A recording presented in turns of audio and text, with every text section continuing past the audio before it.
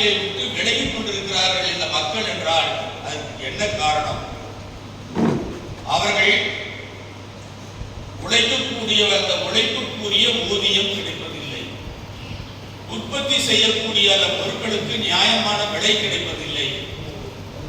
பொதுவாக ஒரு விவசாயி என்பவன் இன்றைக்கு அந்த விவசாய தொழிலை செய்கின்ற பொழுது அவன் காலம் முழுவதும் கடன்காரனாக வாழ வேண்டிய ஒரு கட்டாய நிலைக்கு இன்றைக்கு தள்ளப்பட்டிருக்கிறார். இன்றைக்கு கூட நீங்க சமீபத்தில் வந்த புயலால் திருவண்ணாமலை மாவட்டம், கடலூர், விழுப்புரம், கள்ளக்குறிச்சி, பாண்டி, கிருஷ்ணகிரி, தருமபுரி போன்ற மாவட்டங்களிலே பல ஆயிரக்கணக்கான ஏக்கர்கள் விவசாய பயிர்கள் எல்லாம் முழுமையாக தண்ணீரிலே மூழ்கி அடித்து செல்லப்பட்டிருக்கிறது. பெரும்பாலான விவசாயிகளுடைய வீடுகள் தரைமட்டமாக்கப்பட்டிருக்கிறது. அந்த விவசாயிகளுடைய கால்நடைகள் பல நூற்றுக்கணக்கான கால்நடைகள் இன்றைக்கு இறந்து போயிருக்கிறது. 50க்கும் மேற்பட்டவர்கள் இன்றைக்கு இறந்து போயிருக்கிறார்கள். ஆனால் அப்படிப்பட்ட ஒரு நிலைமை இன்றைக்கு அவர்கள் எல்லாம் அகதிகளாக ஆங்காங்கே முகாம்களிலே தங்க வைக்கப்பட்டிருக்கிறார்கள். ஆனால் இந்த அரசாங்கம் என்ன செய்து கொண்டிருக்கிறது? முகாம்களில் தங்க வைக்கப்பட்டிருக்கிறவருக்கு இந்த முதலமைச்சரும் இன்னொரு துணை முதலமைச்சரும் ஆளுக்கு ஒரு வேட்டி சேலை, ஒரு உணவு பொருளத்தை கொண்டு ஒரு போட்டோ எடுத்து வீடியோவை எடுத்து காட்டியிருக்கிறாங்க. எந்த தொலைக்காட்சிக்காரனாவது அங்க விவசாயிகளுக்கு உண்டான சேதாரமும் அங்கு ஏற்பட்டிருக்கிற பாதிப்பு எவாவது எந்த தொலைக்காட்சியாவது காட்டுறானா? கிடையாது. நீங்க பாண்டிச்சேரியில் பார்த்தீங்கன்னாக்கல ஒரு கால்நடை, ஒரு மாடு இறந்து இருந்தால் அது 40,000. ஒரு ஏக்கரா விவசாய பயிர் முழுமையாக தண்ணீரில் மூழ்கி போய்விட்டிருந்தாக்க ஒரு ஏக்கராவுக்கு 30,000. ஒரு வீடு முழுமையாக அது இடிந்து இருக்கிறது என்று சொன்னால் 20,000. ஒரு வீடு ஓரளவுக்கு சேதமடைந்திருக்கிறது என்றால் அதுக்கு 10,000. ஒட்டுமொத்த குடும்ப அட்டைதாரர்களுக்கும் 5,000 ரூபாய். அந்த பாண்டிச்சேரியுடைய முதலமைச்சர் ரங்கசாமி அறிவித்திருக்கிறார். ஆனால் தமிழ்நாட்டுடைய முதலமைச்சர் இன்று வரை ஒரு சரியான புள்ளிவிவரம் யார் யாருக்கு என்ன சேதாரம், என்ன பாதிப்பு என்பது பற்றியெல்லாம் புள்ளிவிவரம் கிடையாது. எடுத்த உடனே 2,000 கோடி ரூபாய் மத்திய அரசாங்கம் கொடுக்கணும். இப்ப அவங்க ஏதோ 950 கோடி ரூபாய் நான் உடனடியாக கொடுக்கணும்னு சொன்ன உடனே இப்ப என்ன பண்ணிருக்கிறாரு? ஒரு 5,600 கோடி ரூபாய் மறுபடியும் கொடுக்கணும். ஆகவே இவருக்கு இந்த விவசாயிகளை பற்றி, வேளாண் குடிப்பெரும் மக்களை பற்றி எல்லாம் அவருக்கு கவலை கிடையாது. ஆனா அவர் உணவுகள்லாம் உணவு பார்த்தீங்கன்னாக்கல உரம் ஊரியா போடாத, பூச்சி மருந்து அடிக்காத அரிசி எங்க கிடைக்குதோ அங்கே தரிச்சு அதுதான் சாப்பிட்றாங்க. பூச்சி மருந்து உரம் ஊரியா போடாத காய்கறிகள், கீரைகள் இதைதான் வாங்கி வர சொல்லி அவங்க வீட்டுக்கு சாப்பிட்றாங்க. பால் எங்க நாட்டு மாட்டு பால் கிடைக்குதோ அதுதான் கொண்டு வந்து இருக்கக்கூடிய IAS அதிகாரிகள், IPS அதிகாரிகள், இருக்கக்கூடிய அரசியல் கட்சிகளுடைய முக்கிய பிரமுகர்கள் தான் இதான் சாப்பிட்றோம். ஆனா அதை உற்பத்தி செய்யக்கூடிய விவசாயிகளுடைய வாழ்க்கை தரம் இன்றைக்கு என்ன நிலையில் இருக்கிறது என்பதை பற்றி எல்லாம் யாரும் கவலைப்படுவது கிடையாது. அப்ப இந்த விவசாயத்தை விட்டு அவர்கள் வெளியேறி கொண்டிருக்கிறார்கள். சென்னை, பெங்களூர், கோயம்புத்தூர், ஈரோடு, திருப்பூர் போன்ற பகுதிகளுக்கெல்லாம் கூலி வேலை செய்து தேடி கூலி வேலை செய்வதற்காக போய் கொண்டிருக்கிறார்கள். என்ன காரணம்? ஒரு பக்கம் இயற்கை சீற்றங்கள் ஏற்பட்டாலும் பாதிப்பது விவசாயிகள். இன்னொரு பக்கம் பார்த்தீங்கன்னாக்க இப்ப நம்ம மனிதர்களை தாக்கக்கூடிய இந்த வைரஸ் நோய் இல்லையா, அதை போல விவசாயத்தினுடைய அனைத்து பயிர்களுக்கும் இன்றைக்கு நோய்கள் கடுமையாக தாக்கும். அது ஒழுங்கான தரமான மருந்து இந்த அரசாங்கம் கொடுக்கிறதா? கிடையாது.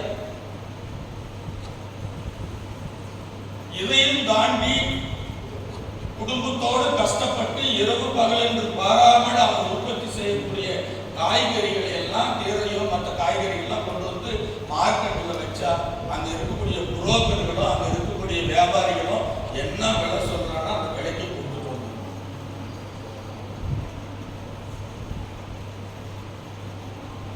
இதைத்தான் மருத்துவர் ஐயா அவர்கள் விவசாயி தன்மானத்தோடு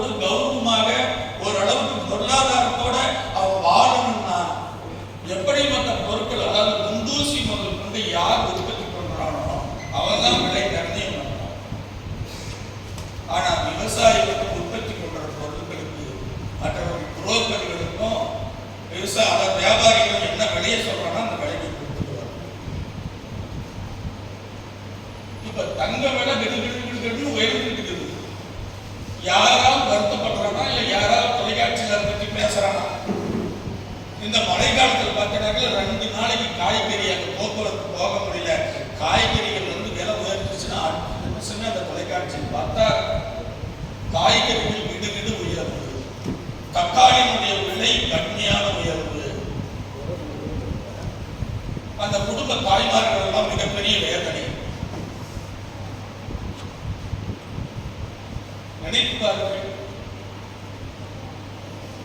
இந்த விவசாய தொழில் என்பது இந்த மண்ணின் மைந்தர்கள், இந்த தமிழ் பூர்வகுடிகள் பல ஆயிரம் ஆண்டுகளாக இந்த வேளாண் தொழில் தான் தன்னுடைய குலத்தொழிலாக இதுவரை செய்து கொண்டிருக்கிறார்கள். இந்த தொழிலை செய்துதான் இன்றைக்கு ஒட்டுமொத்த ஆசிய கண்டத்தை ஆட்சி செய்த ராஜராஜ சோழர்கள் தான் இந்த மண்ணிலே வாழ்ந்தவர்கள். ஆனால் அப்படிப்பட்ட தொழில் நம் முன்னோர்கள் பாட்டன் முப்பாட்டங்களிலிருந்து செய்யப்பட்ட நம்ம படு தொழில் இன்றைக்கு அது செய்தால் லாபம் இல்லை. 4 ஏக்கர் நிலம் வச்சிருந்தா ரோட்டு ஒருத்தர் 2 கடையை கட்டிட்டு அதை உட்காந்துக்கிறான். நீ அவன்கிட்ட கேட்டா என்ன சொல்றான்?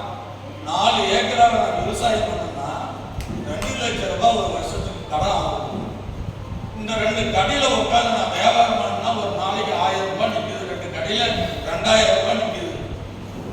என் குடும்ப வருமானத்தை என் குடும்ப செலவத்தை எல்லாம் சமாளிச்சு நான் கண்டிப்பா வாழ்கிறேன்.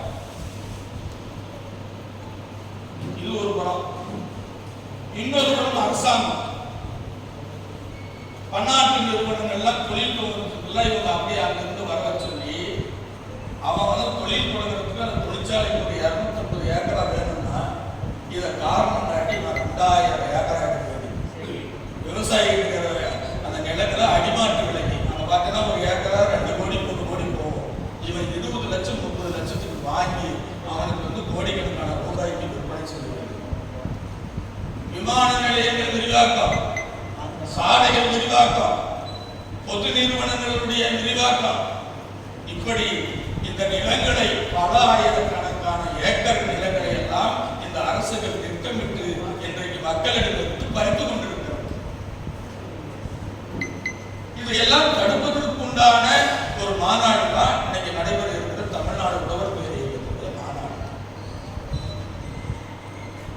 இன்னைக்கு பார்த்தீங்கன்னா வட தமிழ்நாட்டில் நம்மிடம் இருந்த மிகப்பெரிய ஒரு நிலப்பரப்பு சென்னையிலிருந்து அப்படியே திருவள்ளூர், செங்கல்பட்டு, காஞ்சிபுரம், அப்படியே பார்த்தீங்கன்னா வேலூர் வரையும் இன்றைக்கு நம்ம மக்கள்கிட்ட இருந்த ஆயிரக்கணக்கான நிலங்கள் பறிப்பு.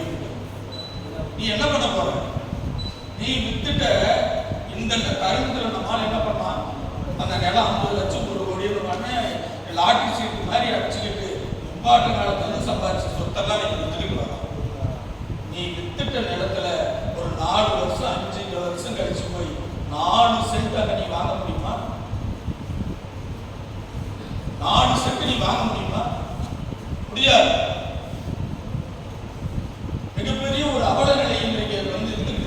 இது திட்டமிட்டு பக்கத்து மாநிலத்தில் பூரா கருப்பு பணம் எங்கேயும் வச்சிருக்கிறானோ அவன் எல்லாம் 100 ஏக்கரா 200 ஏக்கரா அவன் வாங்கி போடுவான் தமிழ்நாடு முழுக்க.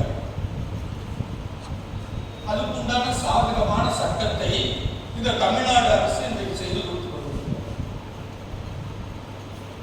இப்ப இந்த 50 ஆண்டு காலத்துல இந்த திமுக அதிமுக மாறி ஆட்சி செய்து உற்பத்தி, அதாவது விளைநிலங்கள் நீர்ப்பாசன நிலங்களுடைய அளவு ஏறக்குறைய 45 லட்சம் ஏக்கர்கள் இன்னைக்கு குறைந்து கரிசு நிலங்களாக மேட்டு நிலங்களாக மாறி நாளுக்கு நாள் உற்பத்தி குறைந்து கொண்டிருக்கிறது. உங்களுக்கு எல்லாம் தெரியும், இந்த சுனாமி அடிச்ச காலத்துல